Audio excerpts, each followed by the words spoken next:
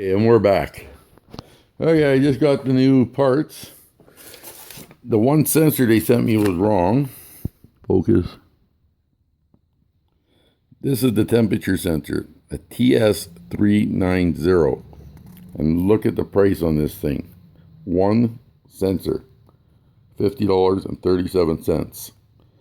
Because the original sensor they sent me, the other one, was like $23, but it was definitely the wrong one.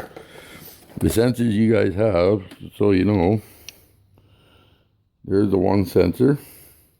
That's the old one, obviously, which is at the one property sent me, and this is the one that's $50 one, is your coolant temperature sensor. This is your rad temperature sensor. So I guess those sensors are a lot more money than I thought they would be, but whatever. Anyways, I got the new part too, and as you can see, it does have the thing in it.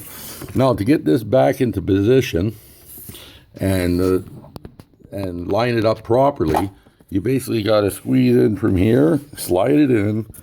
You got to put your sensors on, put your clips on, and basically line up this bottom holes all at the same time. Once you got that, then there's, before anybody else makes a mistake, you see that one bolt right there at the point. Well, if I move this hose far enough back that you see that one bolt right there at the back, that bolt has to also be in before you try and put this thing into place, or that bolt will not clear in here. So you have to get that bolt lined up as well. So right now, that's where I'm sitting with it. I got it all lined up. It's all in position. That bolt's in place. I just got to line up the bolts. And also, you got to watch at the same time, there's 3 little tabs down in there that hold it in place. You got to make sure you don't break those tabs lining up with the hole there. So it's a little bit of a complicated job, but at the same time, it's not that hard. It's just that you got to be coordinated to do it, I guess. But anyway, so that's where I'm at now. Now I'm going to put in all the bolts, line everything up, snugging everything up to factory specs and to Torx. Focus again. So anyway, I want to get everything factory specs and Torx, and then I put the thermostat and the housing in position. Put these clamps back on before I do that, and hook these hoses here all back up before I get into that. And from there, I'll make an update from there. And then once we're all done, I'll let you guys know. Okay, a little update. Just had to check online and stuff. But these little bolts here, that bolt there, these bolt, the back bolts, those torque specs on those ones, just so everybody knows, is 89 inch pounds, not foot pounds, inch pounds. So you got to be super careful that you don't over torque these bolts, because they have a torque spec. And then I'm going to check on thermostat housing ones to see if they're the same, but I'm pretty sure that they're identical.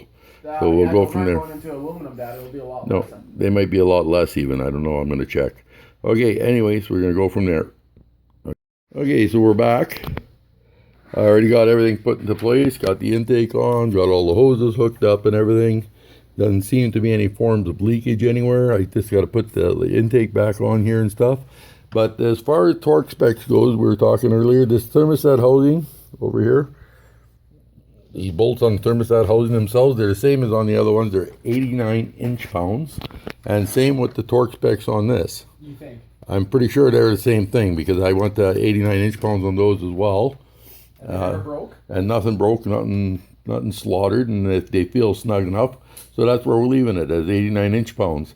I couldn't find an actual torque spec on the intake, but that's what I'm putting it at. Housing. Or the intake housing, whatever. And Curtis, why don't you just shut up? What? I'm doing my video. Well, you said the housing. That's It's not my, the housing. so what? It's my video. It's not the housing. Go away. You're screwing it up. Anyways, then yeah. So these are also, I torqued them also at the same thing at 89 inch pounds. So everything's torqued up, ready to go. I got to put on the intakes here, put the coolant back in, and then we'll give it a test and make sure nothing leaks. And that'd be the end of this video. Everything's back together, and she's running. And so far, looks like there's no leaks at all. So I will call this a complete video.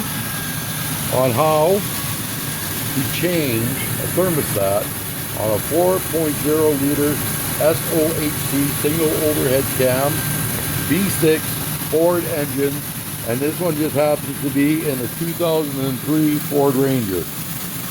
So there you go, guys. Mustang, Rangers, all the other ones are all pretty much the same. If it's a 4 liter single overhead cam, it's a 4 liter single overhead cam. I mean, there's a V6, and that's a Ford engine. So yeah, this is the end of this video, guys. So hopefully it helps somebody out in the future. Bye for now from Dry Shaft Drew. Talk to you later. Okay, guys, just dropped another over $1,000 on a set of 4 new skins for this thing. So I got me the Goodyear Wranglers.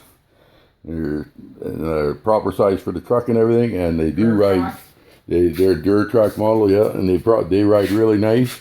I got the heavy duty metal bell stems in it at the same time, so all good for off-roading. And she's looking pretty sweet right now. Just finished doing the thermostat and housing on it there. I'll be putting up videos about that as well. And it's all nice and clean on the inside, and basically I went through the whole truck and did what needed doing, and that's pretty much about it. So all the brakes are all still nice and good, and exhaust system's all good. Everything's good to go. Getting ready for hunting season this year. So it is what it is. Thanks, guys, for watching.